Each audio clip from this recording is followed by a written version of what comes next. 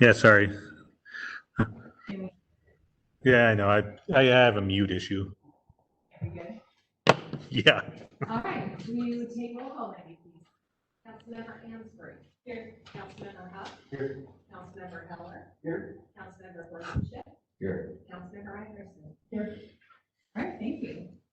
And the first thing on our agenda is a presentation by Councilmember Heller with regard to the Chehalis Basin Stream Flow Restoration Plan. So we're going to give him the floor. Okay, I'll try to make this as short as possible, so I'm not going to go through every slide on here. I got a clicker if you want.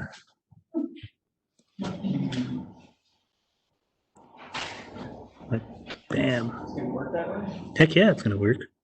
Check this out. I was very positive today.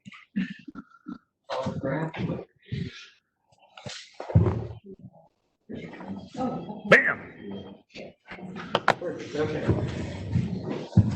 So these are the monthly Chehalis Basin Tree Flow Restoration Plan, the Chehalis Basin Partnership. So, the Chehalis Basin Partnership is pretty darn old at this point, formed in '98. I was thinking that was me. Compared to other communities around. Why is it not advancing?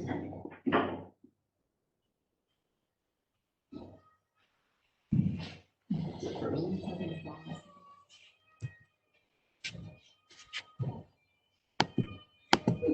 It froze. There we go. Yeah.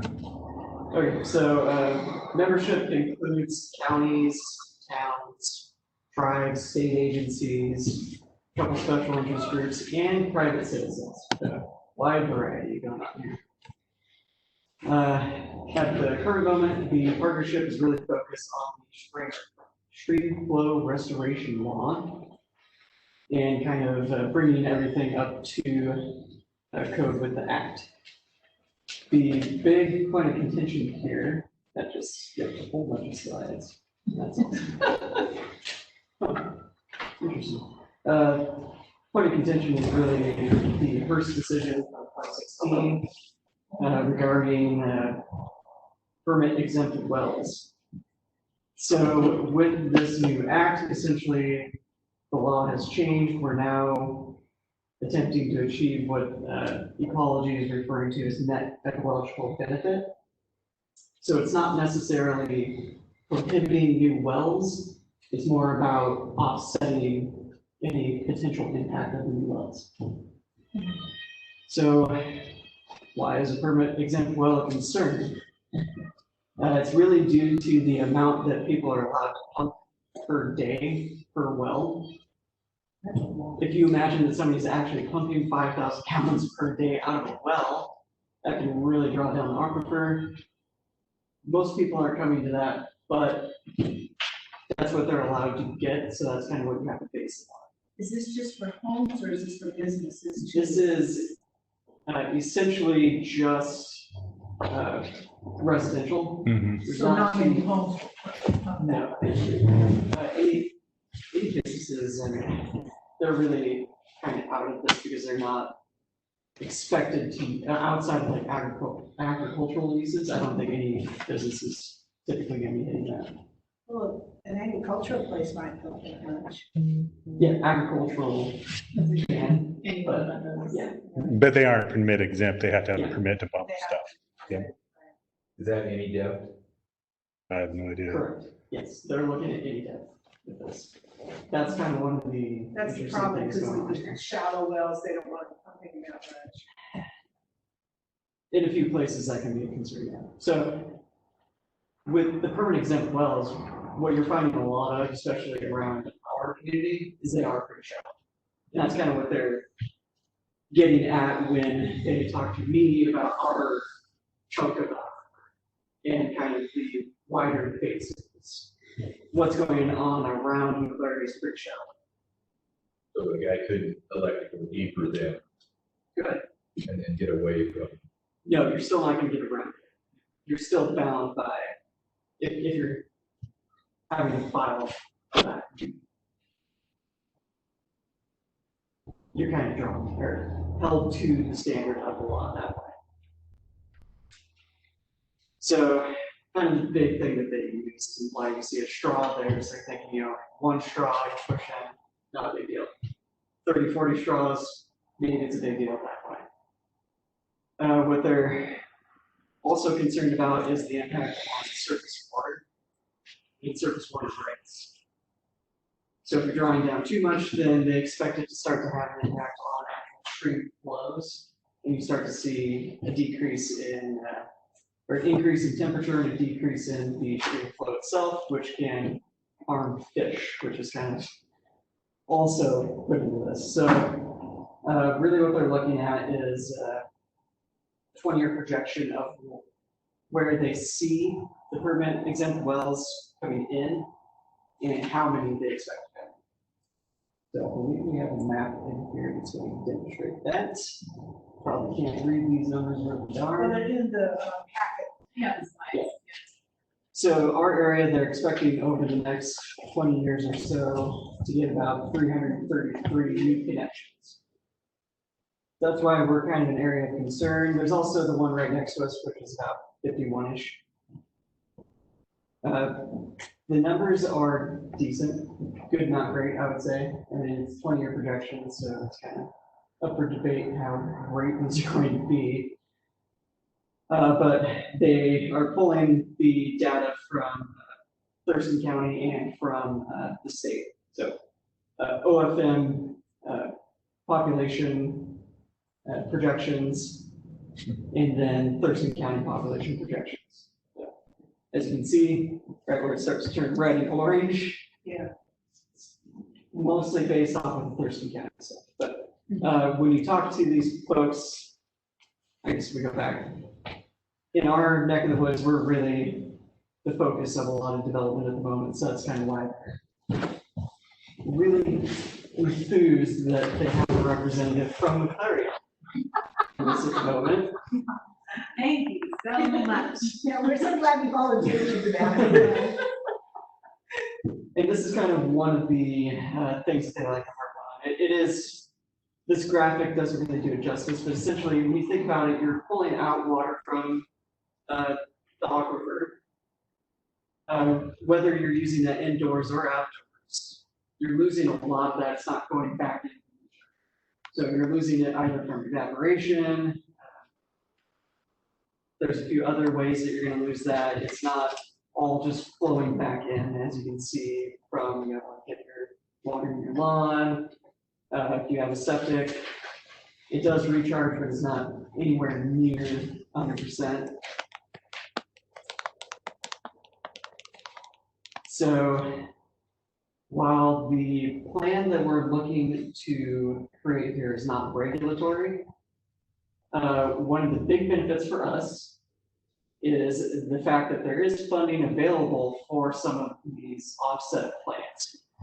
I'm really hoping this money doesn't disappear with all of the, it's been appropriated. Doesn't mean that they couldn't go back if they do go into construction session, but for the moment, we do have 300 million appropriated. It's already gone through 2 cycles, so we're looking at the 3rd cycle at this point, which we would, if we want to have a project entered into consideration for this, we would be looking at an October-ish timeframe to apply for it. So we got some time to consider. Yeah, there's a lot of grant proposals going on. We're going to skip over a lot of this because a lot of boring numbers that we don't care about. There we can see us right on the map. We're kind of smack dab right in the middle, essentially. So this is what I really wanted to get to tonight. So there's a couple different types of projects that we can look at. So we can look at just straight up acquiring water rights, which we have been approached recently. Recent past, that was last year, I believe, we were approached by Thurston. Yes, Thurston PUD. When they wanted to. Correct. And that did have water rights attached to that. They approached me a couple months ago about that, saying the offer is still there if we're interested. decided not to do that. Condition of the wells, I Oh, believe. yeah. Yes. The whole system needs work. Yes. Quite a bit. Yes. Can you use this grant money to purchase the wells and bring them up? Potentially. We would have to present a case to DOE for funding this on how we would use that as an offset for exempt wells in the area. I feel like since it's right in the development area, you can make a pretty strong case for that. We also do have a pretty awesome company that's working with, say, Shayla's Basin Project to help with proposals. So they're more than willing to assist us to put that together, if that's something that we want to pursue. Where are these wells out? What area? There's 3 on well, Right outside. 2 on McConkey, 1 on Olin, and then there's 1 out on Hesla. Yep. They're all really shallow too. The ones out there are shallow. That one is almost 300 feet deep out there. So yeah, there's not a lot of water out that side of the freeway. So the other thing that we can look at here, there's not a whole lot that we can look at as far as storage, I don't think, in our area, just because we're so developed along the creek here, I just don't see how we could really create storage, but we can really benefit, I think, from aquifer recharge around here. So one of the proposals that we have, apparently is back in Yeah. Which one? the Wildcat Creek, or not Creek, sorry, the Sam's Canal project. Oh yeah, that's we've been. So the proposal that Todd created Yeah. years ago was the portion behind the park, Okay, Mhm. that little bridges. past the bridge, Yeah. so where it's swampy, where it's just really overgrown. Mhm. Because that's all invasive species, and there is a fish blocking, I don't know what you want to call it, grate. Fish barrier. That's a pretty strong proposal for some of these funds. They would look pretty heavily on that as a conservation thing. It's also going to affect recharge because if we get rid of all of the invasive species, we get in some flora that's not going to choke that out. We're allowing for a lot more recharge in that area. It's not going to be as prone to flooding, hopefully. It will just recharge naturally. Yeah, 'cause that road back there was. Right, so if we get rid of some of the choking vegetation, the proposal was to hopefully look at kind of making it more of a natural stream. Mhm. It could really benefit from that, even if we don't particularly go that route. Getting rid of the invasive species and getting rid of the barrier is going to be looked upon very favorably by DOE, I think. Does the city own that?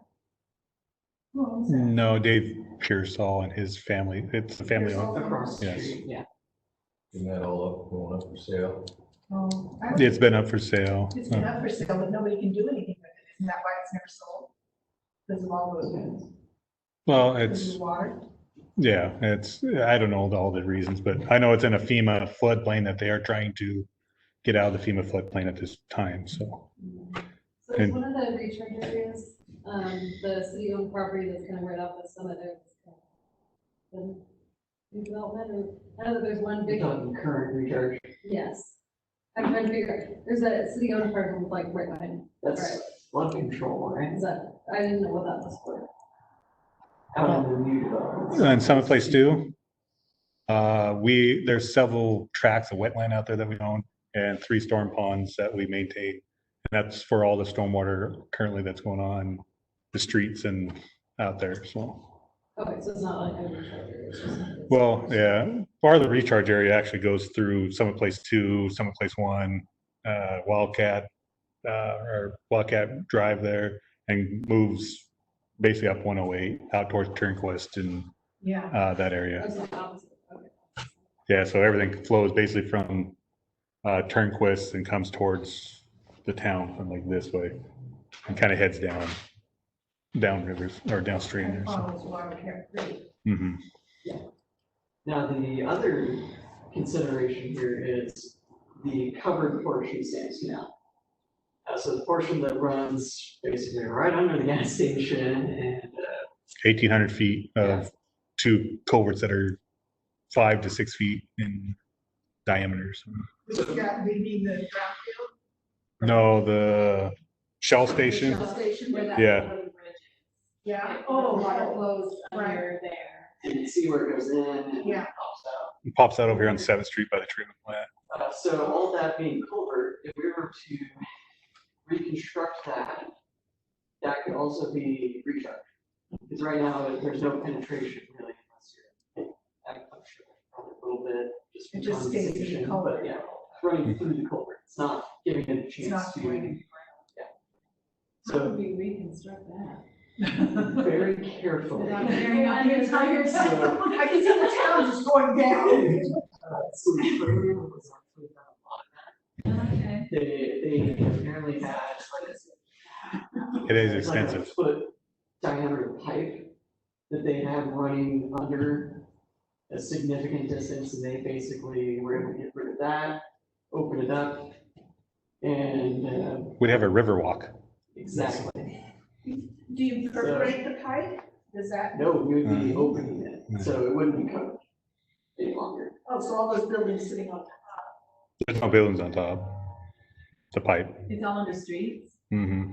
Oh, Yeah. okay. So it would be a very in-depth thing, and So it would be something that we would look at in phases. It's Yeah. the way that I would approach that. Mhm. And how we could even approach that with our ecology, and we could do multiple rounds with grants and try to procure the funds that way. Okay, I need to make sure I understand this correctly. We would literally be In spots. opening up the ground, taking culvert out, or how to say that? In spots where it's practical to do that, working with homeowners or property owners. Where it's not practical, you could look at doing like a culvert replacement project, which would look more like a archway rather than a complete. But there would be 360 some culvert. ground exposure for the culvert. Right. Hmm. So there's a lot of structural engineers that get paid a lot more money than I do. They can explain that a lot better.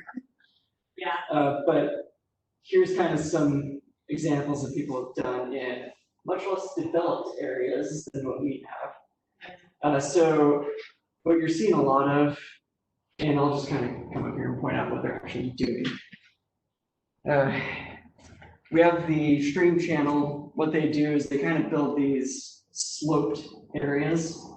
So when you have the heavier rainfalls, water comes in, floods those. But the stream flow isn't really impacted by that because it's sitting in these spots. So it allows stream flow to stay steady. You're not flooding anything downstream. It slowly recharges everything. Really just keeps it there for a longer period of time. These, on the other hand, are a little more intense. They're Beaver Dam Analogs is the official title. Looks like a beaver. Yeah. So it's an artificial beaver dam, and it basically just floods the area behind it, and brings you a lot of benefits with that. You get a lot more diversity in species with it. You also obviously have a giant recharge area behind it. Let's put one of those behind the Shell station. Well, I'll tell you, back on Wildcat, behind my place, Wildcat is just not moving because of the beaver dams. I was thinking I should probably call WSU. Looks like they'd be back. DOE might be interested in those as Because well. it's just, the water's at a standstill, Mhm. because those two beaver dams back there. Fish and wildlife. And Yeah. they, Fish and Wildlife, DOE, I think would be intrigued by the fact that they're natural.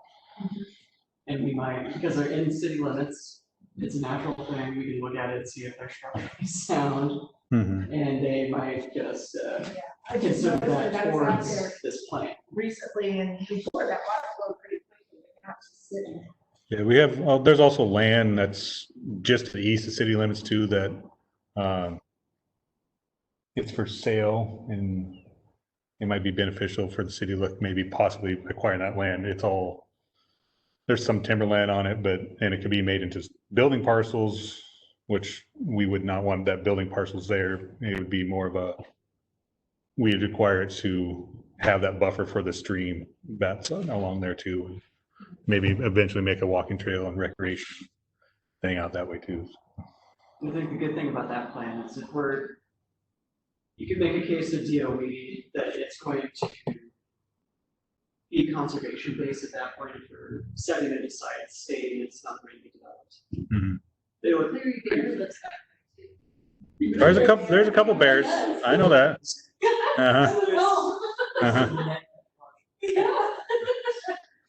Preserving habitat. Uh-huh. This just kind of explains a little bit more.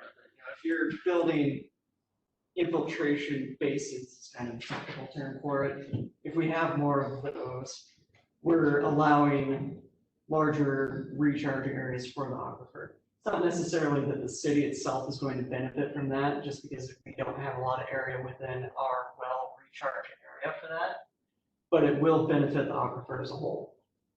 Do the retention ponds do anything? Yeah, they're the ones that we have built are usually that are built are called infiltration ponds. So it's during the heavy storms, that's when they fill up, and then over time they They go down? go down. I was just thinking, you've got two brand new ones, by the Dollar General. So in order to qualify for this grant money, which is kind of what I'm intrigued about by this, so it's got to be a new project. It can't be a project. It needs to be something that we wouldn't be able to complete without the funding. The great thing about these funds that I haven't mentioned is there's no match. Oh. So they can fund it 100%, they can fund it 10%, but we don't have to have guaranteed funding. So that's very nice. Just real quick, this has not changed, unfortunately, with everything going on. So we're rapidly approaching when we have to have the plan finalized. Really, really hoping that we'll get that completed in July, and we'll have a completed draft available to bring to council, hoping in the August meeting. I really don't want to push that up to September. Might happen anyways, just kind of depends. And at that point, council would need to sign off on it. I'm not comfortable being the sole voice on that. I would like to get everybody's approval on that. Then it goes to ecology review in November. And they're so fast on everything. Yeah, if everything goes to plan, eventually we'll get that approved and adopted. February 2021. Yeah. You are a consensus board, correct? So everyone has to. So, yeah, as you can imagine, that's a very optimistic time. Yeah, I see government up there. Really by hoping to get it to in August, not September, so that we're kind of able to voice any concerns that you might have or get our approvals out of the way. So you can kind of concentrate on any other party that might have some opposition at that point. I don't want to be Is the plan to Person include trying. potential projects for here that we met? correct. So at this point, what's been kind of transpiring here between myself and the people kind of running the partnership at this point, they came to me a month and a half ago, asking if there were any projects that we had that would fit this. That's where I immediately thought of Stan's Canal, especially the upper part that is just, it seems like an easy one to pretty quickly without asking for 5 million. And we can ask for a fairly low amount. Won't be too stringent of a review process. It really does meet quite a few of the criteria, so I feel like that's other things that Todd has brought forward, like the property acquisition, I think are really good projects as well. Just are they things that are short-term or long-term? Because they're really looking for both. So if we can provide them with something that's, here's something immediately that we can do 2021, 2022, and then here's something that we might be looking at 2025 that's really looking at their 20-year plan. So they're just looking for ways that, because this is a 20-year thing, how McClary is approaching this long term. And because we're not necessarily concerned, what are some things around McClary that we can impact as well with these? So I don't really have anything further, other than I think that there are probably some things out in the county that could get done, but we're not the county. That's not our, that's not us. This land that's for sale, Mhm. is it for sale actually, or is it Behind the park? No, which piece? The over here? Yes, Oh, that one. yes. And my only concern was making that a 5-year. Yeah, So even if the plan was, well, we purchase it now, but we develop it later, that might be potential, but I don't know, you want to wait 5 years to buy it. and that's definitely a possibility. And I was thinking more of just the feasibility of us getting the funds together to purchase the property, because I don't know that they're necessarily going to pitch in a lot of money for pure property acquisition. I think they would be looking more at giving us funds to do any work to really set it aside. The one thing that they apparently will pitch in money for, this is straight acquisition, is water rights. So that's kind of interesting. And why I would be interested, more so than before, than the condition of them in those walls.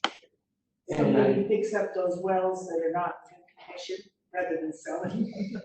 Right, especially if what we're looking at is a significant water rights acquisition with that we would need to discuss with Thurston Beauty and see what they even have title to.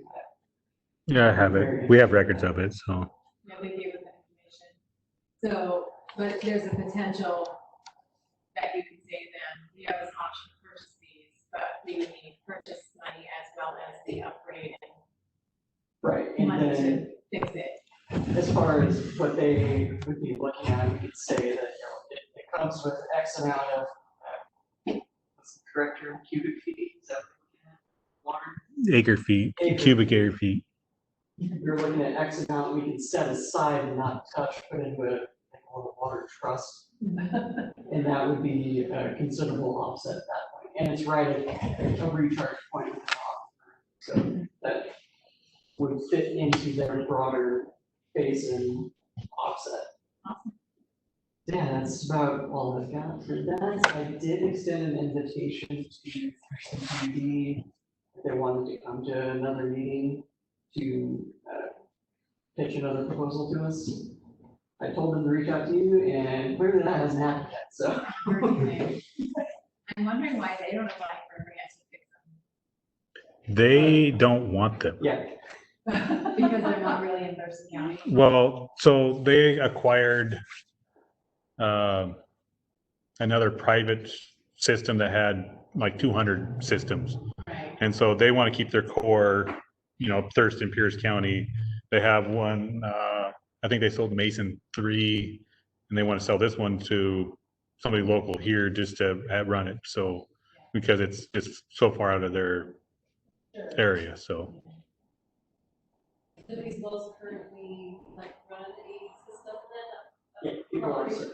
Mhm. I think there's 3 Class A systems and 1 Class B system, if I remember correctly. Yeah. Any other questions? Or Thank you for doing all this, Jaren. You really stepped up and helped with this. Thank you. I don't feel like I do that much at this moment.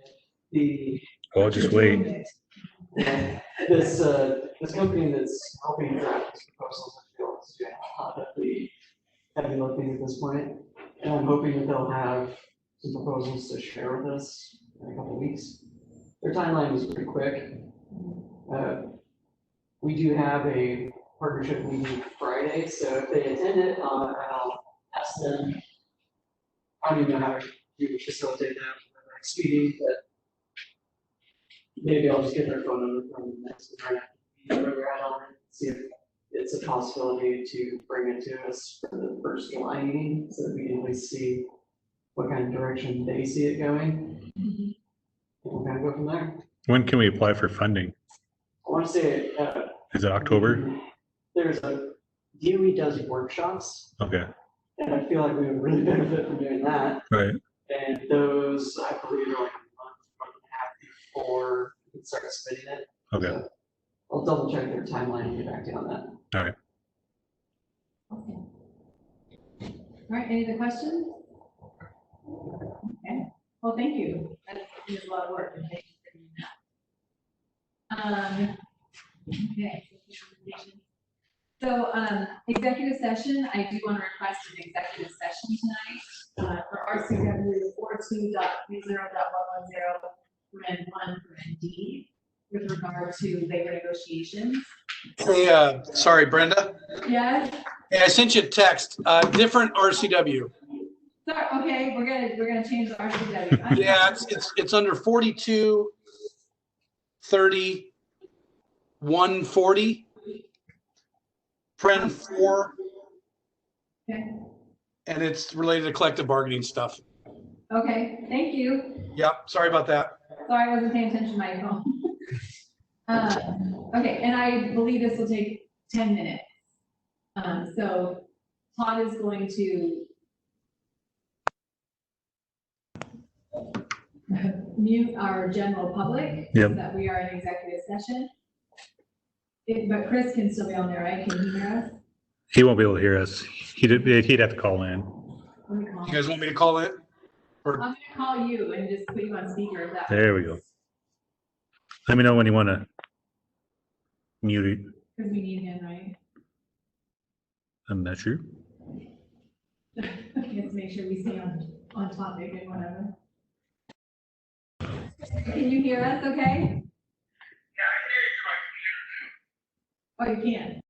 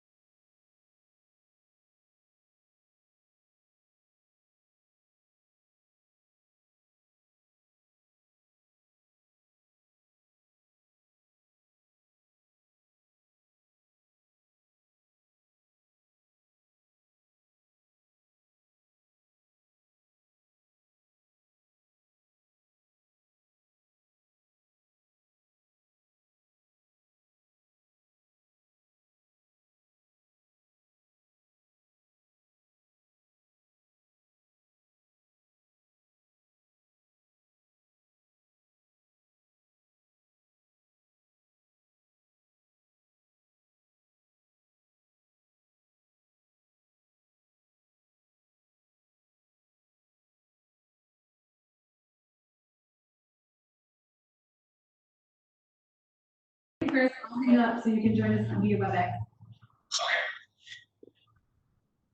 Unmuting. Unmuting. No, he can unmute himself. Are we all on mute now? Yeah. Okay, all right, so moving on.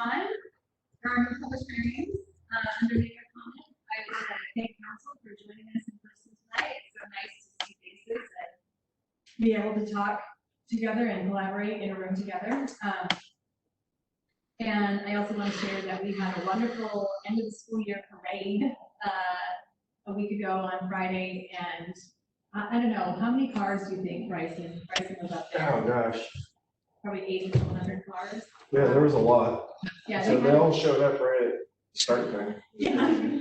Bryson was our leader. He led the parade on through and circled back around and brought people through.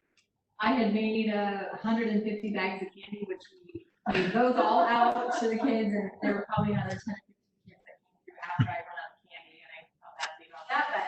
But so they had a really good turnout. It was fun. We had a fire truck up there, the police were up there, Bryson was up there as our volunteer policeman and leading the charge with the car, and I was up there and the school staff, the principal. It was really a good time.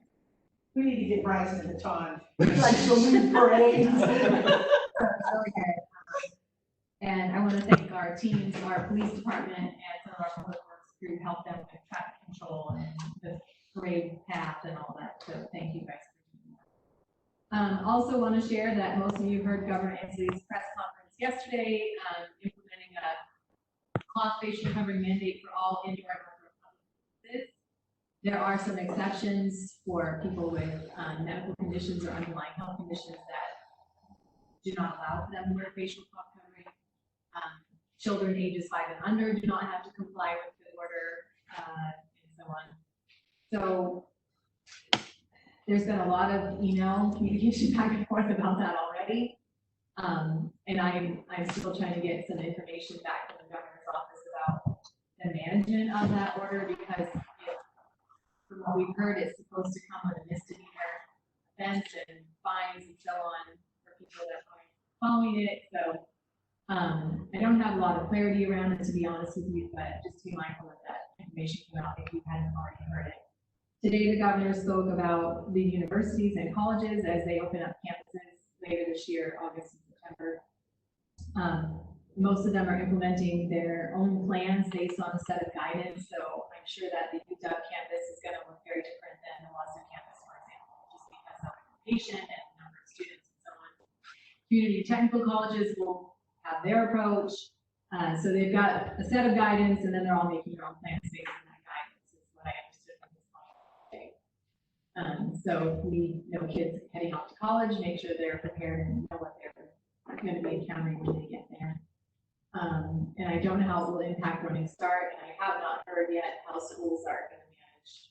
I don't know what the schools are going to be doing on this fall, so we'll try to keep everyone informed as much as we can. I also want to thank the group. I know some of our public works crew and others helped with the big potato giveaway last week. I think they gave away, what was it, 4,800 pounds of potatoes in the city of Clarion. Yeah, I think a little bit more actually. Get some text messaging about that. People are kind of excited about the giveaway, so that was a fun thing that came through. And thanks again to the staff that helped make that happen. So there's good things, there's a lot of good things going on, and I know we're still in challenging times, but I feel like that we as a city has done an excellent job navigating it so far, and I appreciate all of their help with that. It takes this entire team to make it happen, so I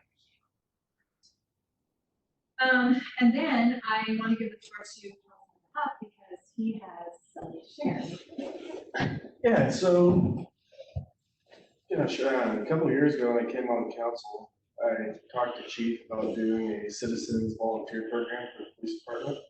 So we've been doing some research and looking into it. And there was actually a volunteers summit last year that Gig Harbor Police put on. The chief sent me to learn more and network with some of the other departments. So we've been kicking back policies and ideas and all that stuff since then. And we got it going now with the volunteer program. The car I have parked outside here, we got volunteer graphics on it, I think a month ago, maybe a little bit longer. It's a little bit dirtier right now than I'd like. I had a spit shine here a while back. But the idea behind the program is, you know, to be a free set of eyes and ears for the police department, help with PR, neighborhood watch, the National Night Out, we can help with that, which we're going to be doing this year. It's in August. And partnering with the fire department and fair festival and museum, I believe we're wanting to join in and help out. But part of the program, we have through Squaxin Island a drone that Ben and I took the class on back in February and got my license. So I'm the volunteer pilot for Macquarie on the drone that assist with fire calls or search and rescue events, that kind of thing. Whatever chief would like to use it for. So we put in for an application and got that approved through the FAA last month to be able to do night flights. And then I can actually certify chief to fly the drone as well under the FAA regulations. Just chief? So, well, I believe, or whoever's designated. Yes. So, I mean, it's a new program. I see it being, you know, a nice perk for Macquarie. So, as we get going out of COVID and things start gaining more traction, people look at bringing more people on. So that's a discussion down the road on how many we'll bring on. But yeah, it's evolving nicely. So That's awesome. yeah. Well, thank you to you and to Chief for putting all this together and making it happen. And thank you for your time, for your donating and that quality. And now we know we can see you and Ben out with your votes in your hands. You're on official business. Well, I hear the application is a difficult application too, is that right? It was confusing. So it's the federal government, so they give really no guidance. And so there was a lot of phone calls and emails back and forth. But we got it submitted and got it approved. I was actually expecting maybe August to hear something. And I think it was within the week that we submitted it, we heard back that it was approved, so. Wonderful. Yeah, So where would this drone be going? so it's for the city limits. in the sky. Thanks, Dan. So, I mean, an example that being used would be, you know, like for search and rescue, if you're looking for somebody, I had an idea to put the drone up if the weather's permitting. And So it help wouldn't with, just be up there looking around, no, it would have to have a purpose. for it. right, Yeah, there's certain laws that they have to follow, and that was part of your guys' class of what you can and what you can't do, and it's.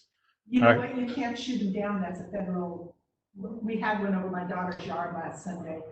And it kept coming in and just observing all of us back there, so they wouldn't got it done, went away. But they called the police, and the police said, no, it's against the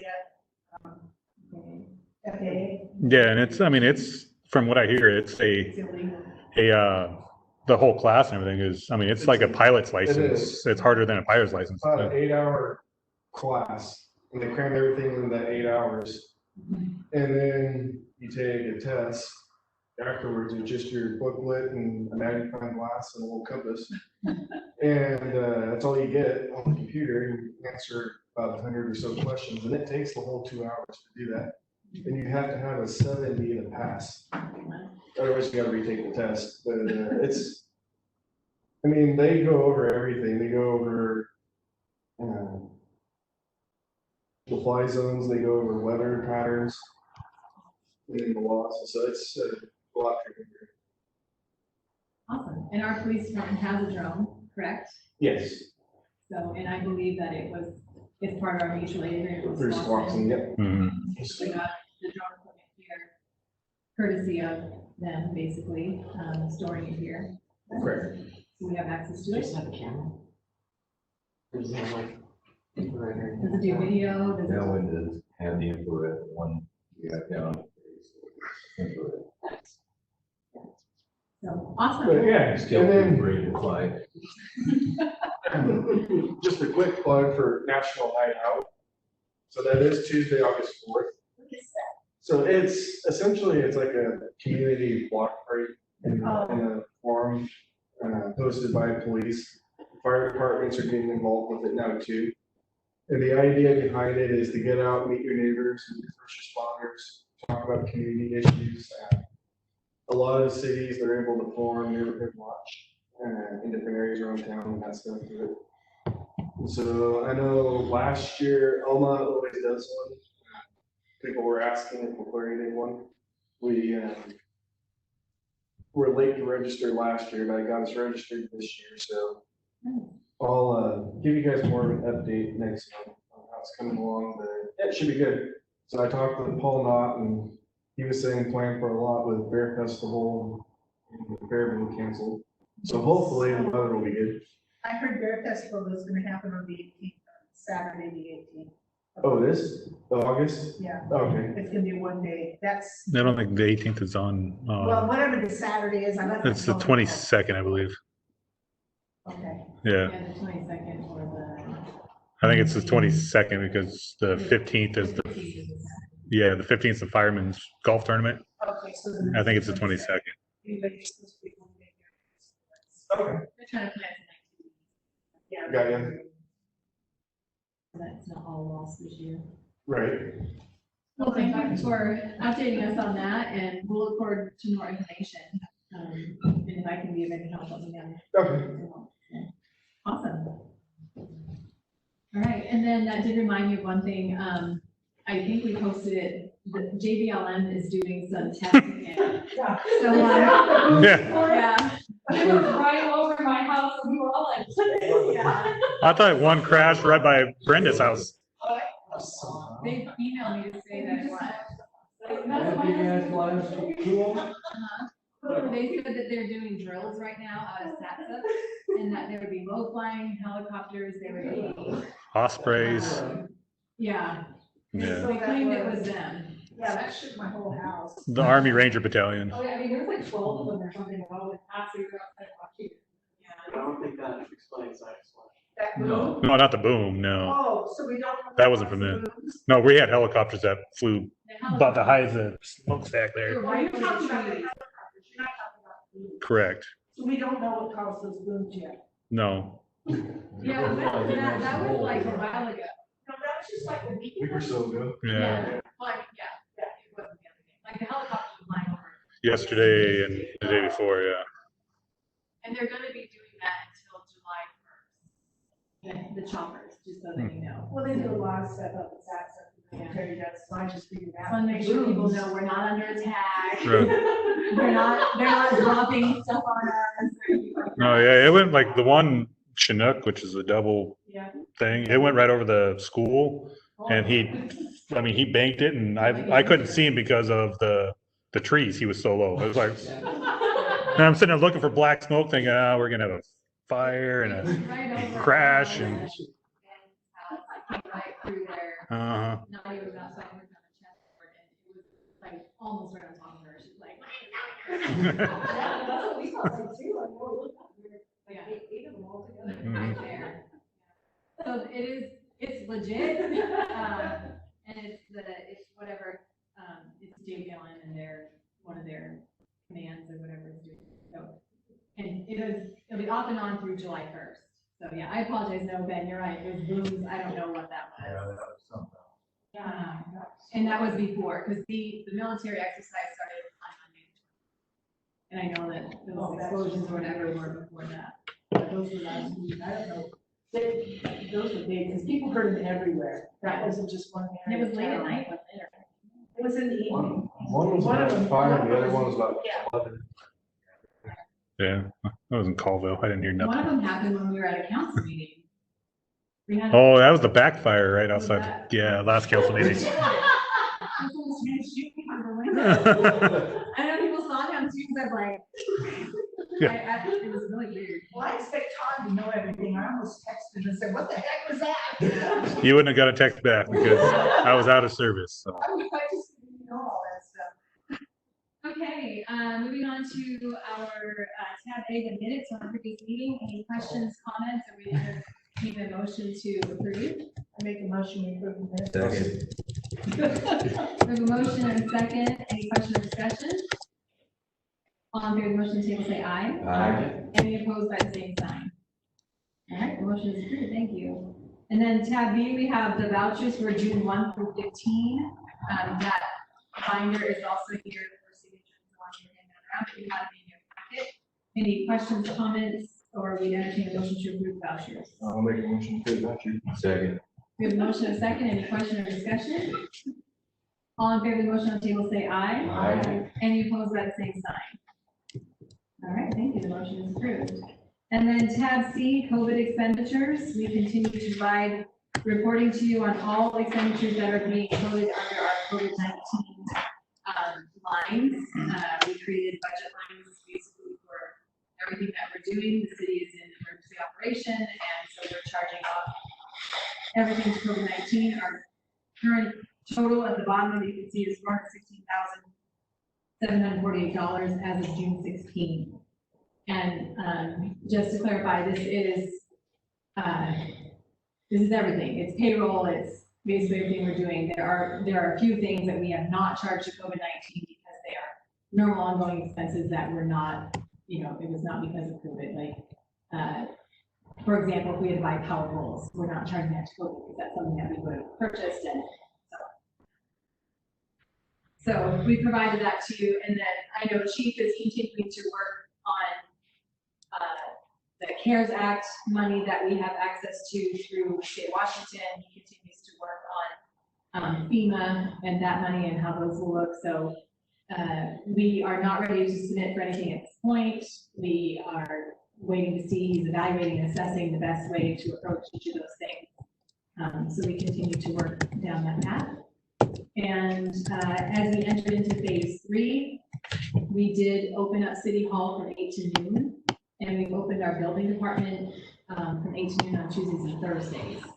So the way we're going to work moving forward is the building department will have those open door hours 8 to noon on Tuesdays and Thursdays, which is our building officials here. People can walk in, drop in, get questions and answers taken care of. They can pick up applications, drop off applications without having to have an appointment. Outside of those hours, they will need an appointment. So it's not like they can't come, but they need to just arrange it with the building official on the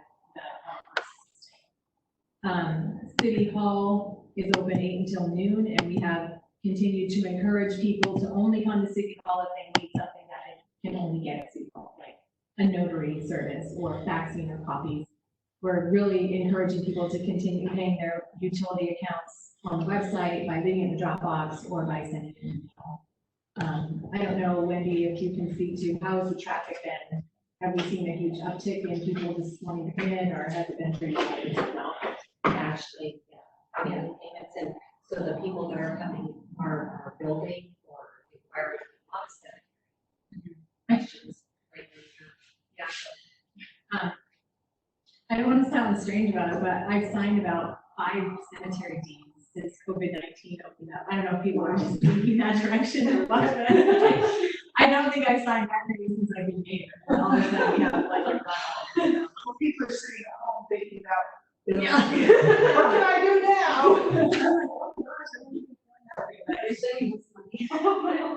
Strange things. They're just dying to get in. Yeah, I brought it. Uh-huh. Okay, staff reports, tab D, we have written reports from the various departments. Do you have any questions or staff that's present that Jennifer want to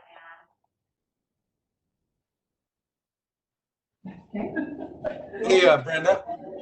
Oh, go ahead. Yeah, Brenda. So, Todd, I've got to get you that that latecomers agreement that we talked about a little bit. Yes. Well, what's your time frame on that? I assume that's something that's in the. We haven't turned in any plans yet, so it's, Okay, so it's still out there. yeah. Okay. The other thing is, and Brenda, I shot you that email today a little bit about the sort of the employer requirements for, monitoring employees and things like that for COVID. Do you guys have, is there somebody sort of on top of that in City Hall that's, asking those questions and things like that, or where are we with that? So we've had crew supervisors checking in with employees each day. Okay. And we did write our policy that we had to write. Yep. For Okay, good. reopening. So we have that per L&I. And then I'm meeting with the various groups in small groups to do the training. Good. Okay. L&I requires a certain training. They create a PowerPoint. It takes about 5 minutes to do. Okay. So I'll tell you, just so you guys are aware, I do have a client who had a front desk person, not my office, but it was a company I represent that had their front desk girl test positive on Monday in Thurston County. And the way that we dealt with that was, you can't really, it's sort of a catch-22 because you can't disclose, someone's medical status. But what we did is we advised them to do a notification to the employees saying, hey, there's a chance you may have been exposed, and basically upping their monitoring of the situation. But they're popping up, and so we just need to make sure again. And I just think we need to try to, as much as possible, limit the public by, like you said, coming into City Hall and doing stuff that can be done on the phone. I mean, I get it, people want to come in, but I still think it's best to kind of keep that limited for at least a little while longer. And also just because we are a governmental entity, I think it shows that we're doing our part, at least. Again, we're opening up in stages, and we are phase 3, but I think it's important to make sure we kind of keep that in mind. And we have, so we've continued to meet our EOC team this week, and we have continued to adapt our policy as we need to, because in all honesty, because cities didn't shut down. Correct. We didn't get guidance on reopening. Right. Until today, that I finally got something from the governor's office on reopening. And it's like, well, we've been open the whole time. So we've been writing our policy and updating it as needed, because things do change from day to day, each week, and so on. So now the new one that we got, I sent that over to Chris, that's what he's referring to.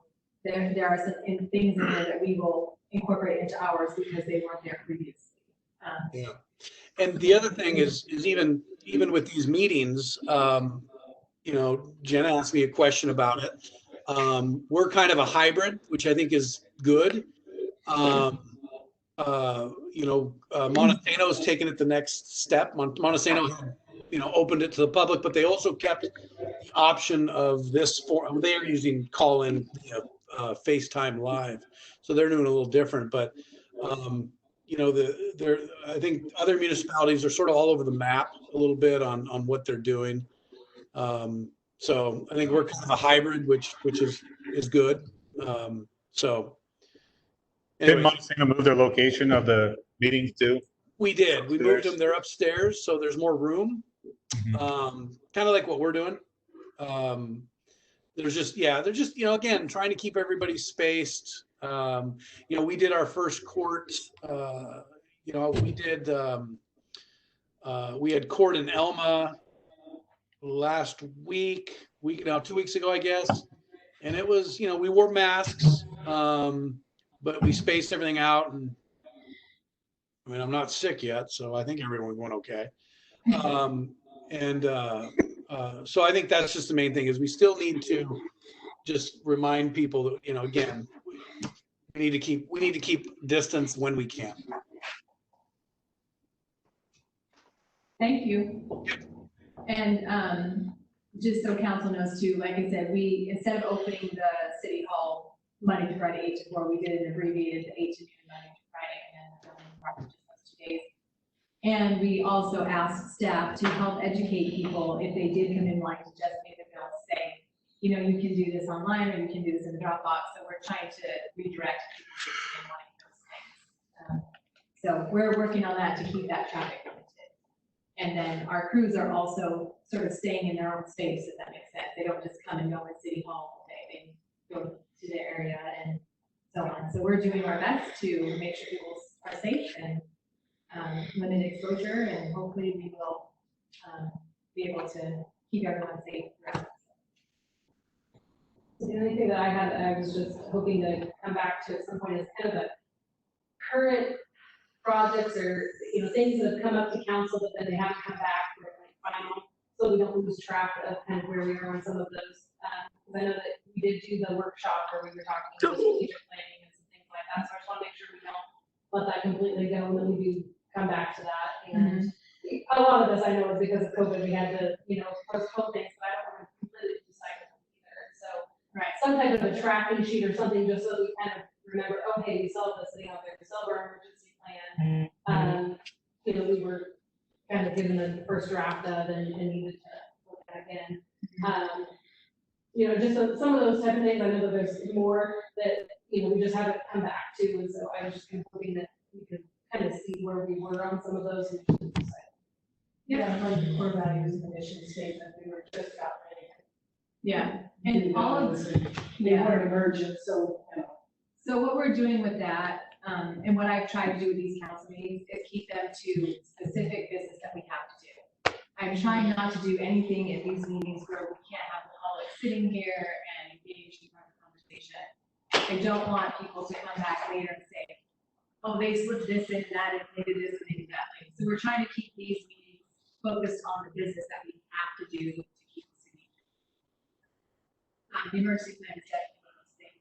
But like the strategic plan, I probably won't bring that back to the agenda until we can have an actual city council meeting with the public and so on. But we'll get that list together, make sure, like you said, that nothing falls off. And in December, we're like, oh yeah, what about that? Yeah, that's great. Yeah, no, I knew that there was just a few things that I'll forget about that I haven't covered too.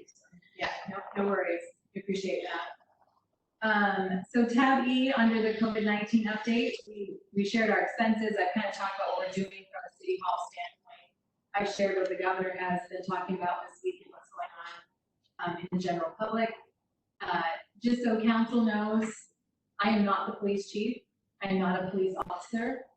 I do not tell the police chief or our police officers how to do their jobs. So they will know what the law is or isn't. They will know what and how they're going to enforce it. The chief oversees that. If people have questions or concerns, you can ask him about that. But I just want to let people know, like, he's the police chief, they're the police officers, and I'm not here to tell them how to do that job. So yeah, I know I've already had a lot of questions about, are you going to enforce the face mask thing? What are you going to do?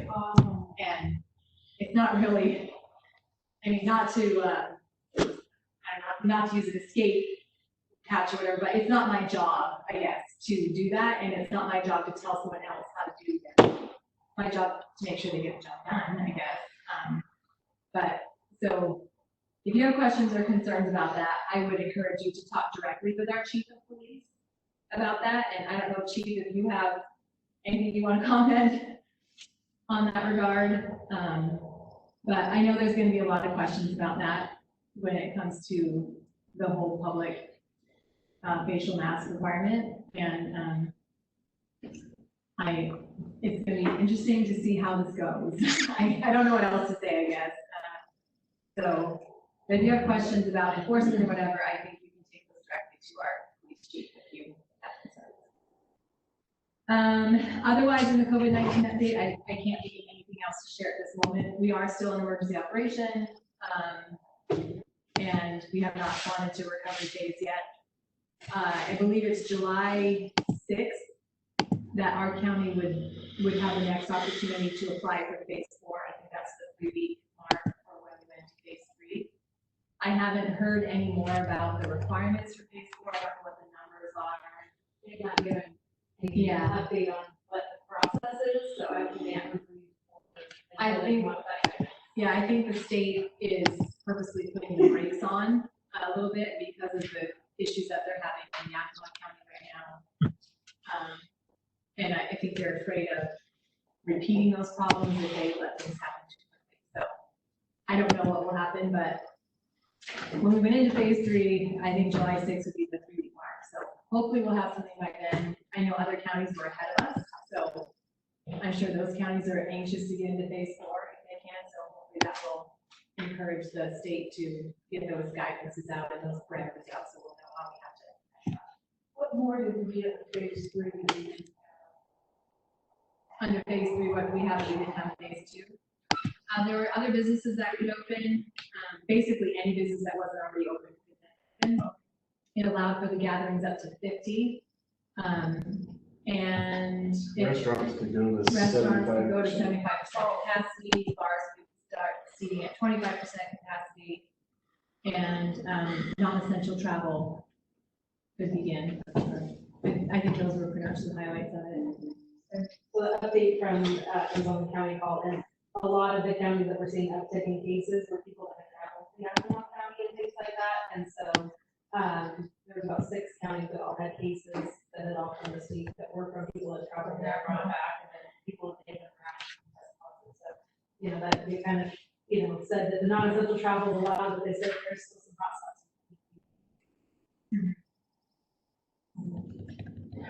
So, in Yakima County, I think it has 6 hospitals.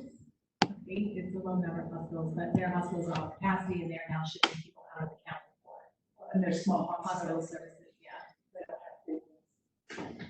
All right, any other questions or comments from council on our COVID-19 response so far? I listened to, I've been attending the AWC annual conference. It was from Tuesday to Friday. And I thought I had more information here. I just clicked this and it's not on here. But it talks about gift of public funds. And it says during this COVID-19 crisis, because it's an emergency, that the restrictions on that are going to be relaxed. And the businesses are part of our essential functions. Businesses are intended to prevent, economic collapse and ensure compliance with public health guidelines. So the restrictions won't be as strict as you see with helping a business would help the community. So they're relaxing during this emergency. They're relaxing the public health restrictions. Okay, thank you.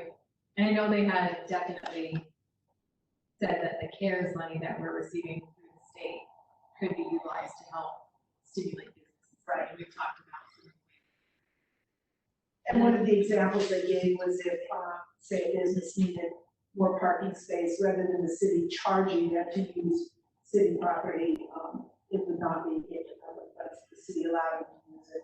I don't think that's an issue here, clearly, but I just thought that was an interesting thing. Yeah, thank you. And it is something to add to the CARES Act funds. The state auditors were on a call, and the federal guidelines have not come out for how they are going to be audited yet. So we're given this money and told, you can spend it on these things, but we don't know how we're going to audit you on it. So they've been telling everyone to document because literally the guidelines change weekly of how we can spend these funds and what they're to be used for. But the government hasn't come out with the audit guidelines. So we're going to be audited on something that doesn't come out until August. And the funds have to be spent by October. And so, I mean, it's just, it's frustrating. Very frustrating. Yeah. So, yep. Well, that's why we're trying to be super careful and we're exploring all those options before we start submitting for reimbursement. So, yes. Okay, tab F, the city loans and the bond refinance. We met with the finance committee again today to talk about this refi, and I'll let them share some feedback with you and get forward to the finance. So we talked about it, and so far we still don't have the final information from Beaver Dam. That's still hanging out there. But we did get more information from Beaver. Essentially what it boils down to is, rather than having our loans be 25 years, 10 years, and 7 years, that would 18 years, 10 years, and 7 years. And over that period of time of the loans, we'd save about, I'm going to round it up to $750,000. Now, In we're interest. still waiting for what Banner Bank can offer, but that's the minimum we could save. So if we get a better offer from Banner Bank, and we want to change banks and all that, what Jerry and I what we discussed as finance committee is to give our staff permission to go ahead and move forward with this. make decisions, decide, at minimum, we can save this amount of money, if we can save more, and it's good for the city, then great, we'll do that. But we'd like them to go ahead and just keep working on this and bring us back to final. An application to get permission to sign. Right, build application. So does that sound feasible to council? So basically what we're saying is we don't want to say we want permission to apply for a loan through Umpqua. We're saying as long as we have the banner numbers, if we as a staff can say this is a better offer, and then bring it up to you. And we did try to get, they did try to get a third bank, but we're not rich enough, Yeah, dead enough. Yeah, we're not done enough. Yeah, we don't have enough yet, so they talked to several other banks and they weren't even interested in lending us money. Do we know when Banner's supposed to give us the numbers? Pardon? When's Banner supposed to give us the numbers from now? I don't know if they've given us an exact date. When they I'm guessing by the end of the week, so Already. they were waiting on information that they finally got today, so. Okay. And then the other thing that we need to share with council is that when we do a refi on this loan, there is a fee that the city is going to have to pay. What is it, a bond fee, or you have to go to the bond council? The bond council fee, yeah. And so you have to pay that fee to, I don't know, basically like end the loan through USDA. Yeah, and they're gonna, Right. and yeah, and they wrote the draft ordinance that went out the other last meeting. So, I mean, it's technical stuff about the bond that Mhm. basically it's releasing it, so. Right, so the city will have to pay that fee, and we think it could be somewhere around $15,000 to $16,000, is that correct? Like 12 to 16, somewhere in there, yeah. So. And on that, sorry, on that bond stuff, just so you guys know, I'm not a bond attorney, so I Okay. don't have a whole lot to contribute to that whole process. Okay, That's a very narrow niche.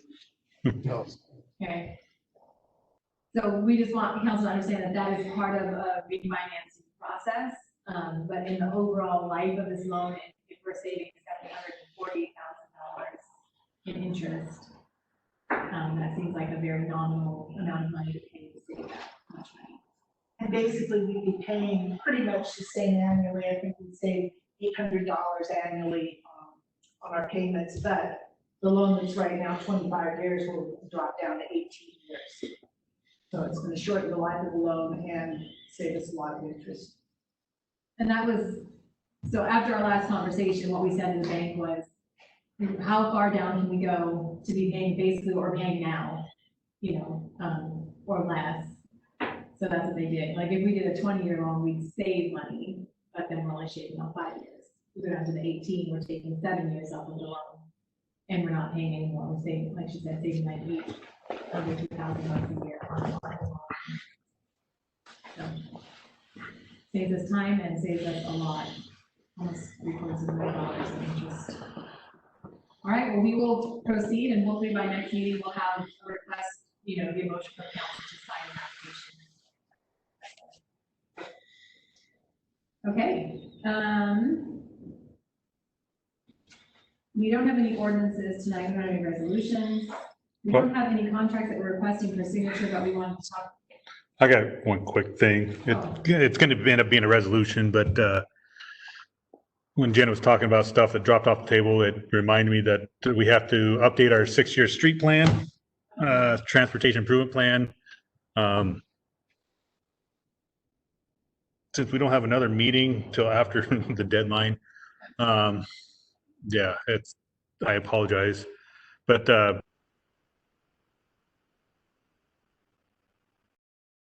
for our projects that we've had for the last several years into the next cycle. So if I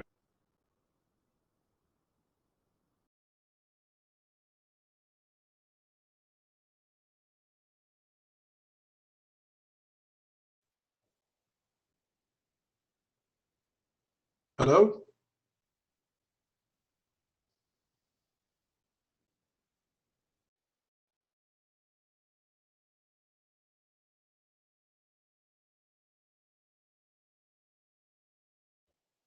We can't hear you, Todd.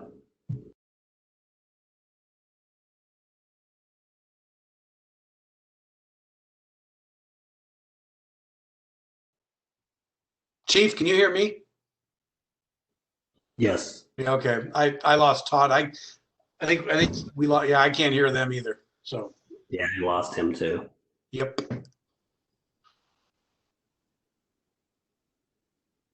Wonder what Todd did. Yeah, he hit a button earlier before we started and it muted him also. Yeah.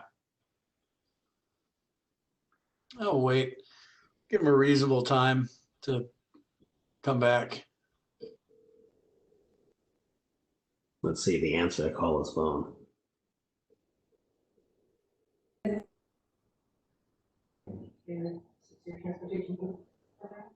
Yeah, it does actually, yeah. Now you're saying, yeah, so that's, as this kind of is just, He's back. Have they waived any of these deadlines, Todd, as a result of COVID? no, They haven't? mm-mm. Okay. And that's why I The just, reason I do this is because our county engineer forgot to do as well. yeah, And then we had, ours isn't until the 7th of July, because of that too. So that's the only reason I asked for it as a hearing, because ours. So, yeah, we have to have a public hearing. Yeah.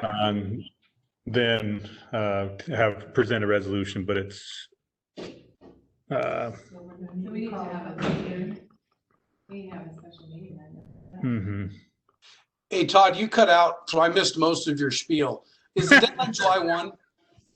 What's that? Is the deadline July 1? Is that it? I want to say it's like July 6th. I think it's right after the July 4th. Let me, Okay. And it's a plug and play. It's a plug and play resolution, but we do have to have a public hearing. public hearing, yes. I'll find out for sure in a second.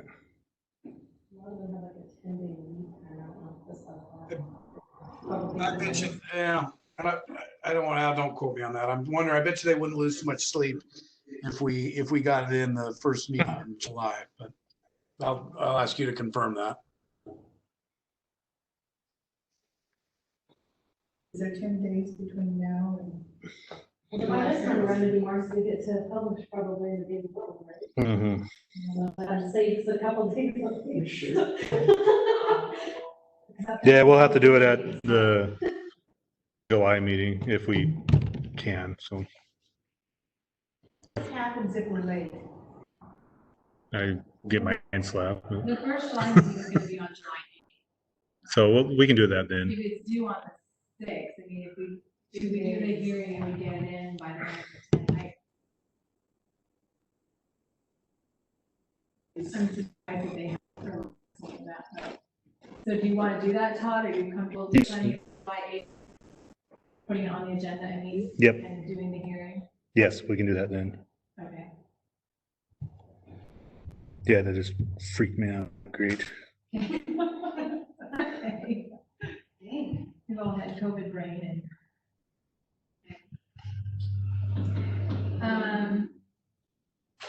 Okay, so with regard to contracts, like I said, we don't have anything that we're asking for approval on tonight or for signature, but we did want to talk about the computers. And I believe that Councilmember Amesbury has done some research and has some information she wants to share, so. Like a teacher.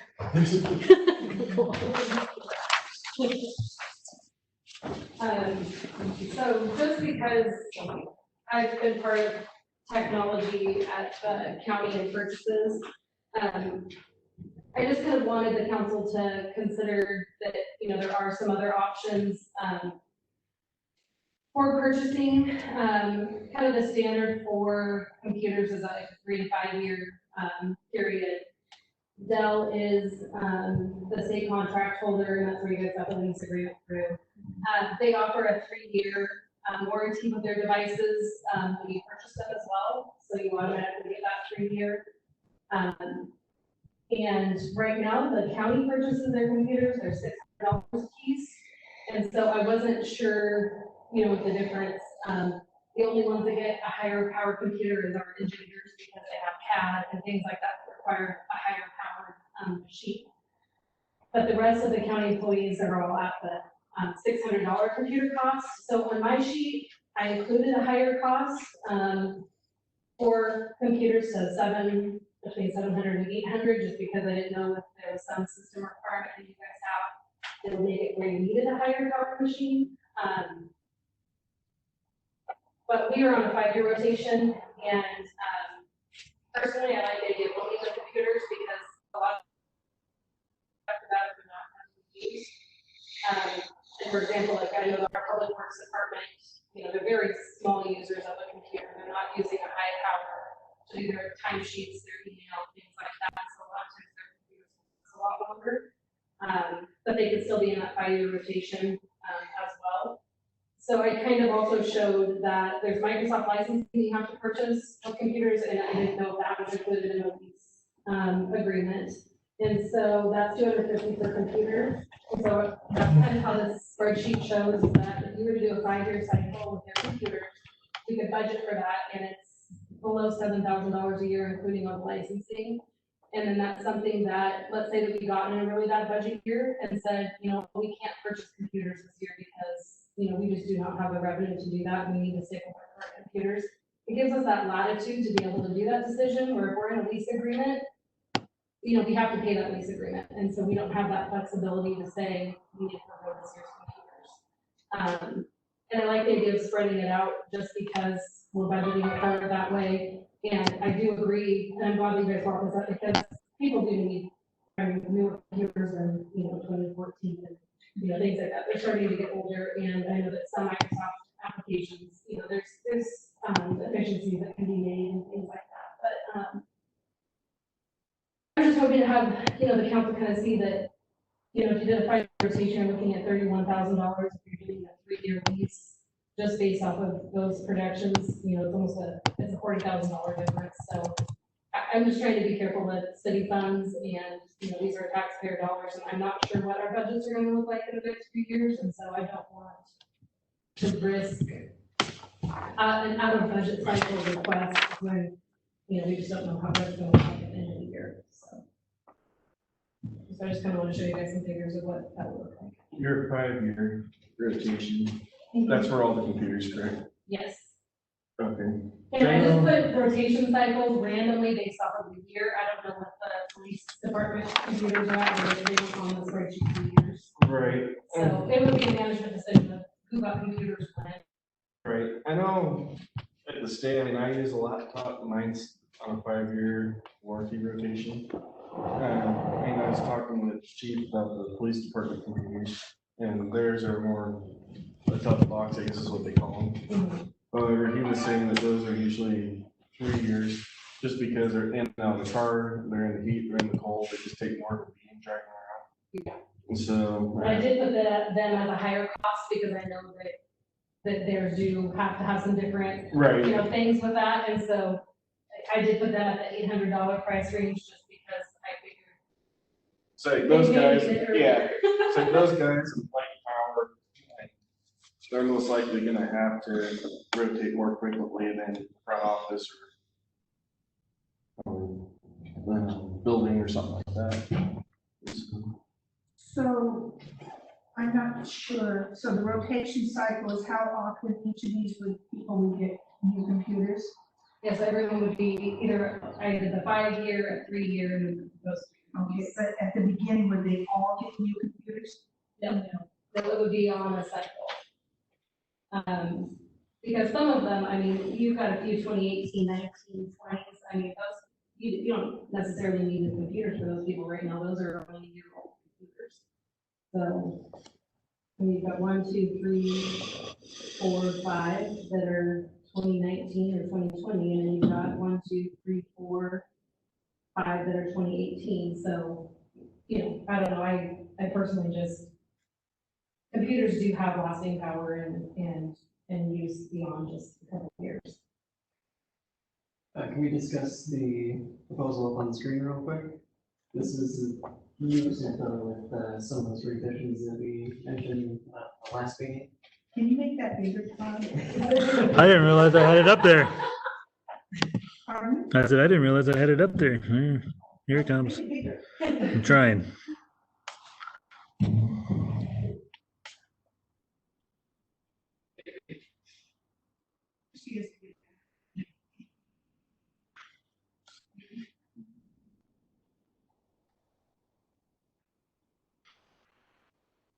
So are the new proposal? Is that what you're looking at? Yeah. Okay.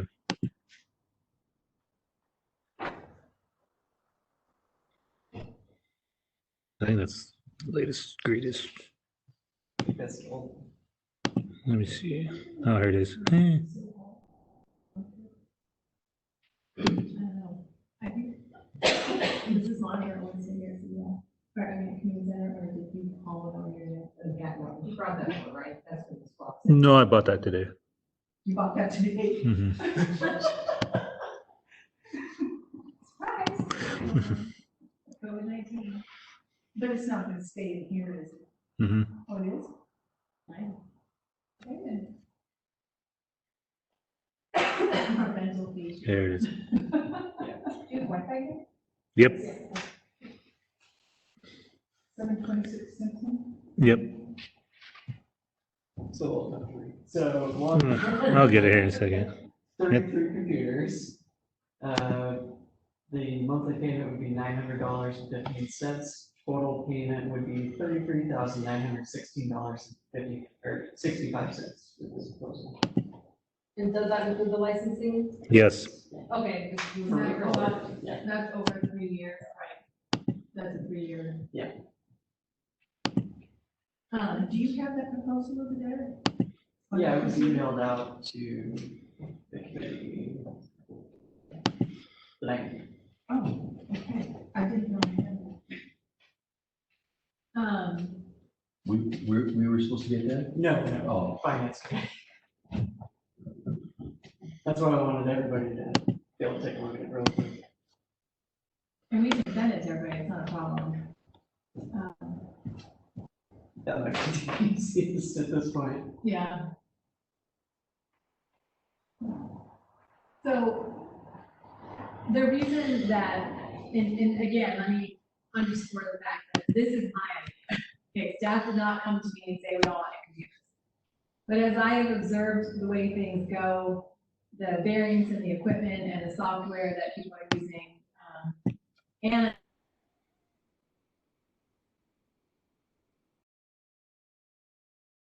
things, staff with a computer. Right now, we have several staff that do not have one at all. We have 6 people that share one computer right now. That doesn't seem like a logical way to approach your workday when you're sharing a computer with somebody. There's also reasons with regard to security and continuity of operation. And then when we had the COVID-19 disruption and we all had to go work from home for a period of time, that took some scrambling as well. So in my experience in working with computers, and I've worked with Dell leases in other organizations that I'm part of, the nice thing about it is that the computers come in, your system is standardized, it's consistent, there's continuity of operation no matter who's at a computer. The software is the same, the timeline is the same. Dell, if something goes wrong, you call Dell, they come fix it, or they log in and fix it. We did check with them, they are, is it CJ, they're certified that they can also help with the police. They have the right license. And, you know, even if we were to look at, we do a 3-year lease and we keep the computers for an additional year or 2 after that, so we have a break in payments for 1 or 2 years in between. I still think that there is logical reasoning to have everybody start at the same time with the same system and to replace those systems on an ongoing basis for the sake of maintenance and for the operation to function smoothly. For example, right now, and I think I shared this before, we get a call for service, something's going wrong, we're literally writing it down or sending an email to a computer that one person has access to, but 6 people need the message kind of thing. We want to implement utilization of a messaging system, a communication system that we have, but we can't use it because not everybody has computers. So there's things that we want to move into doing that we need to equip people to do, and I want to make sure that the systems all function properly. And frankly, I don't want someone on our team to have to be responsible to be the IT person when it comes to fixing the machines. That is why I don't like to own computers, because then you have to get them fixed. And I don't want to be responsible for that, to be honest. And I don't have a staff member that I can make responsible for that either. So it's much easier to say, call Dell and they'll fix it. So that was part of the reasoning behind doing the lease option rather than purchasing computers, because then you become the repair person when something goes wrong. So we reduce our payments that are being made then to the IT person that currently does that for our computers? I don't think our IT person is the person that we call when something goes wrong with the hardware. We have to do that. Am I correct? Mm-hmm. Like Jesse doesn't come in and fix hard drives and batteries. Like we call him when the email's not working or we can't access the server or the server's down or things like that. Is that correct? Yes. He's not our hardware guy.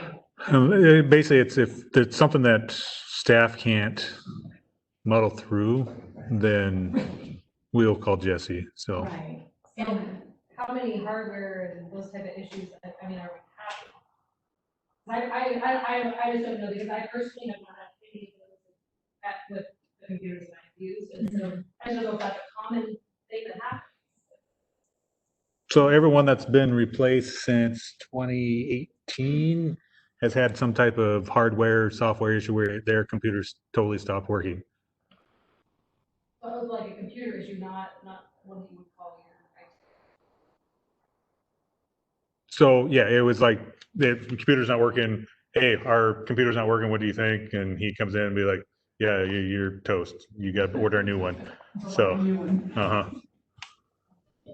So that's currently how we do stuff right now is we go until your computer stops working and then you, And yeah. so you guys haven't had, you haven't been buying them through Dell, so you haven't been doing the warranty. Get those. They bought them through Amazon, Costco, wherever. Like they just look. We have 2 broken police computers right now that we don't have fixed. Correct. Yeah, okay. So this is what I'm trying to get a handle So there's on, no and consistency. to create a system that no matter who's here, it can function. And I understand the ability to say, we don't buy computers this year, so we can save money or whatever. But at the same time, this entire operation is founded on this computer system. If our computers are down, we're down. I mean, no, they can still go fix light power, they can fix the water, they can do whatever, but our city communication, the way we get money and send out money, the way we pay people, everything is on this system. And I just feel like it's time that the city makes an investment in this and has a cycle that staff and the community can rely on to know that we're gonna have that reliability. And in the event that we have to telework again, we have that capability. It's seamless. It wasn't seamless this time. It took some work to get that happening. And it will also enhance the life of the server when the computers that are running on it are all system compatible. And right now we have so many different things. It kind of scares me when I think about our servers. So it increases server life. It's going to increase efficiency and productivity for the staff. And it's going to implement a course where everybody knows what's going on. You have a problem, you call Dell. You have a network problem, you call the network guy. I don't see his price going down. I don't think that having new computers or not having new computers is really going to impact the amount of times that we call him and the job he does. So I don't see that happening. I need to talk to him, but Our network person, or our IT person basically does network. right, He doesn't know that. He doesn't have anything to do with the actual computers in the offices. as far as like fixing them, Right. I mean, we call him if we know what's going on. They ask him, hey, what yeah, Server down or something. but most of that. But he sets them up and he puts the programs on. Yep. He pays Sets up our email and makes sure that that's all staff. If we have staff change, he poses an email and sets up.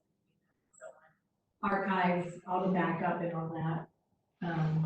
So anyway, this is how this thing was born. It's been a, from where I sit and what I see and my assessment of the situation, and you all may feel differently, but I see this as an area that the city in the past has not invested in a manner that makes sense. And we have a system right now that just doesn't really make sense. To have people without a computer, especially like police officers running around without a computer. So that's what I'm trying to do is is create a foundation here and a jumping board where we establish the system, we get it in place. We have a rotation that we all understand and agree to. And that way everyone knows what's going on. And like I said, I'm not opposed to looking at the 5-year plan in the sense of we lease and pay for 3 years and then we use them for 2 more years before we institute another lease. Something like that. I have no issue with that. But I do feel strongly about having a consistent system right now and everybody having a new computer at this point. And it's not that I want everyone to have a new computer, it's just I want everyone to have the same thing. I'm explaining it well, but anyway, that's my reasoning for bringing this up. And like I said, we're not asking for permission to spend this money, but we just want to keep this in front of you, give you the reason behind it, and get feedback, because if council is like, nope, we absolutely don't want to do this, then we're not going to keep going on that path. So we do want to invite your feedback on it. And Todd, if we want to send that lease option out to the entire council so you guys can take a look at it. You got the last one, didn't you? This is updated. There's an update one that's. To you, but we definitely want to have this discussion and get council feedback, because it is a budget item that we're looking for. And again, as I've explained when we talked about the staff, even it's hard to compare apples and oranges. Like, well, how much have we been spending? What are we going to do? We're not trying to keep doing what we've been doing. We're trying to move into a new realm of utilization. This updated one, is it for all laptops or is it a mixture? Laptops and desktops? It's a Mixture. combination. Yeah, they have your Dell Latitudes and Optimus. Because police officers have to have laptops. We want to outfit a couple of the vehicles with laptops so Right. that when cruise around, they still get the messaging. But our in-office staff, like accounting and so on, they might prefer a desktop because they don't go back and forth. And we now have the laptop capability for them if we have to telework. But being able to VPN into that system means the system has to be of a certain criteria, and that's where we had trouble with. I mean, I would rather invest money on computers for laptops than desktops for everybody. That way, everyone is ready to go regardless of the situation. And then I know, like, for our meetings and budget workshops and all that, I think it would be beneficial for Wendy to have a laptop, and then if we have questions for her, she can just pull it up and look at what she needs, rather than having to run to her desk and get the information. So personally, working on a computer a lot, I'd be working on a laptop, and you have to have all the attachments and stuff every time, because it's a pain to work on a laptop if you're someone that's a heavy user of a computer. And laptops just don't normally last as long unless you are a heavy user. So I mean, that's just my input. I would think it would be, like I said, just a staff thing, but We have the docking station. I mean, at my office at home right now set up where my laptop's on the docking station, and I got 2 monitors plugged into it, and I don't even know what it on the Yeah. computer. I just- well, that's all additional Yeah. cost too. Right. We figure those extras. True. My concern is that with this list of computers, is the software varies probably on all of them. I bet you even the Windows operating systems are different. So we'll have something in 7, right? Yeah, Yeah, so I would 7. imagine these older yeah. ones are still 2007. So I think that for consistency, I think that it would be really important to have everybody on the same operating system, the same software versions. Because even just sending something, if I have Excel this and you have Excel that, and I send it to you, it's not going to look the same, the format changes, and that's frustrating. So I think that start fresh and work forward. And as I'm looking at these costs, they're really not all that different. Do you have a copy of this newest? I'll send it to you. Just go back to the licensing. I can send that stuff out. Just Windows 10, not Office or anything like that. So it doesn't include Microsoft. Does But not include the city uses Office Office itself, 365, but, yeah. like we Which already you So don't we have have the anything extra. for it. Mhm. Okay, so you guys don't buy licenses for each one, you pay on the Right. subscription basis. And that's available to us as So the new computers for employees that never had one, we would be adding those subscriptions. But like right now, we're already paying an O365 subscription for renting a Todd. Even the mayor has O365. I think that goes through IT too. So I think that's part of his cost is all these subscriptions that he pays for too. So if I remember correctly. So we don't have to buy that software for every computer. We would probably have to buy the subscriptions depending on how many we have access to for new computers. For employees that don't currently have it. What's an annual cost for them? I don't know what it is for the city. Personally, I have a business with 365. But I don't know, the city is probably much different, I'm sure. It's not much per month. I can't remember what it was, I but know for a nonprofit, it's like $25. So I don't know if it is. well, and then also we budget IT stuff every year. And so I kind of broke it down.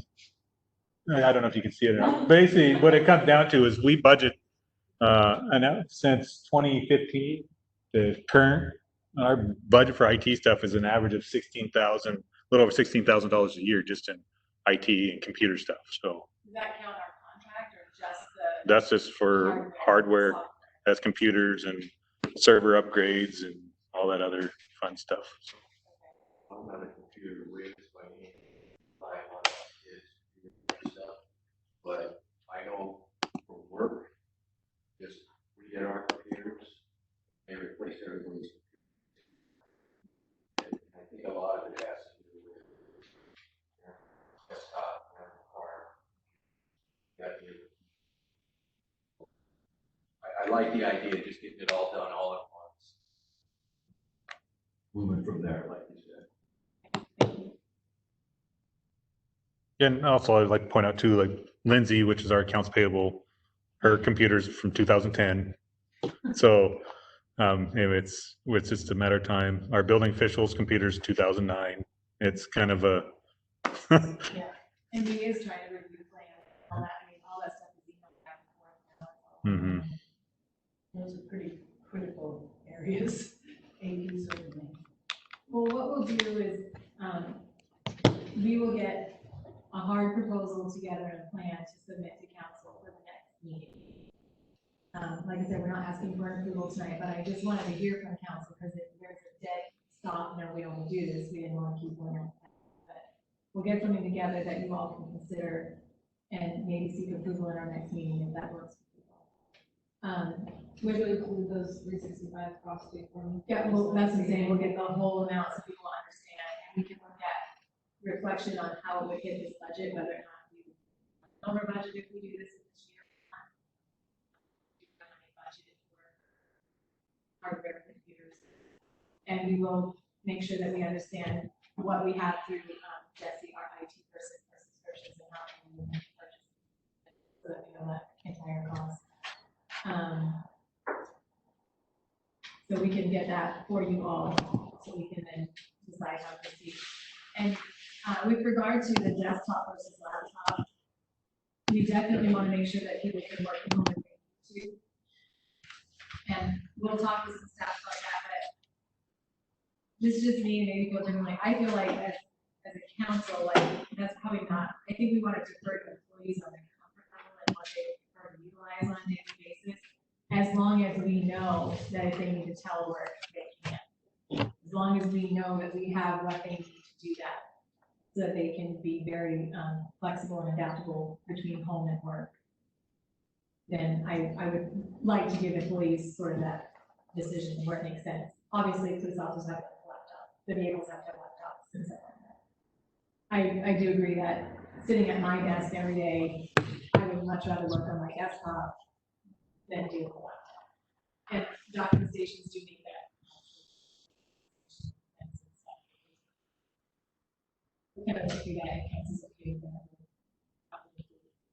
Office 365 is $7 per month per user. So Yeah, so yours is about half the price of what I pay for, you know, the annual, yeah. It's like,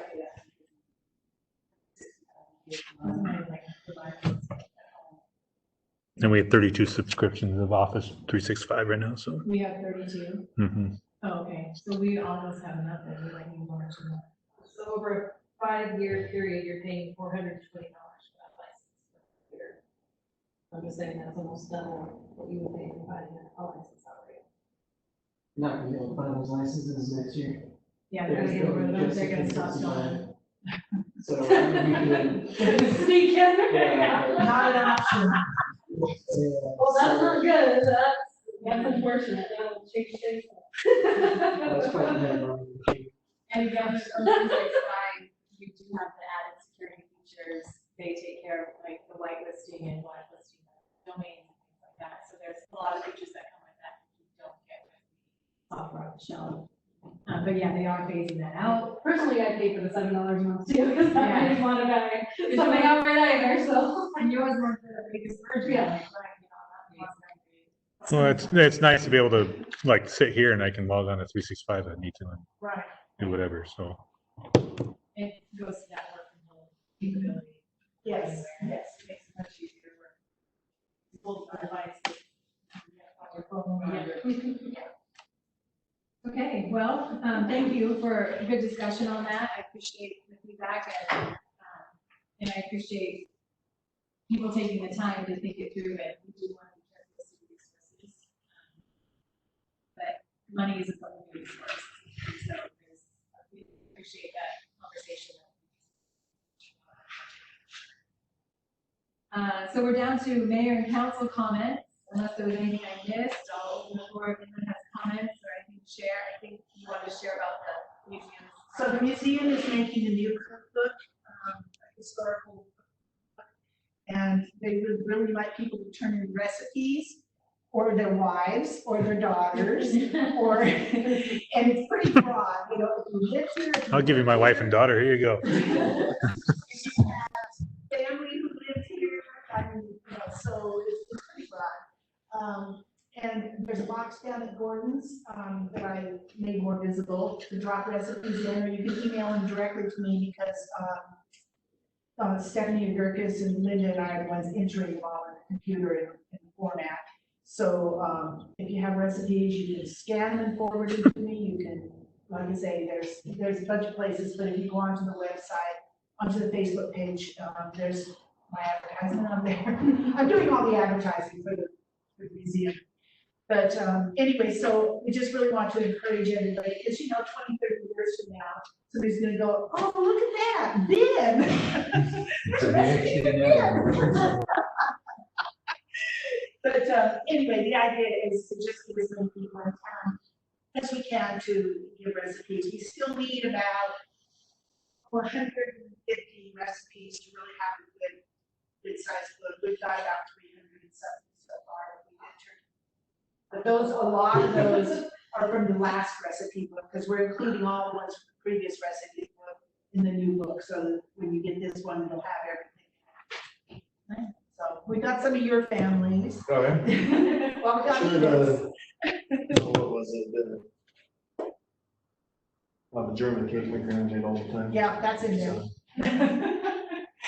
And we got a whole bunch from Bobby. And the museum's all moved in now. We've moved everything out of They need the storage. bear. They need the bear from the library up there, Oh. because the library has to get rid of the bear. If they would have told me, we would have taken it Well, up they just there. found out, the library found out they had to get rid of it. Okay, so we'll take the bear up there. Apparently that's the only thing that's missing. So, Well, they're gonna see if they can get the Boy Scouts to help. I don't think that it's a bear. He's probably stuffed with bones. Yeah, I don't know.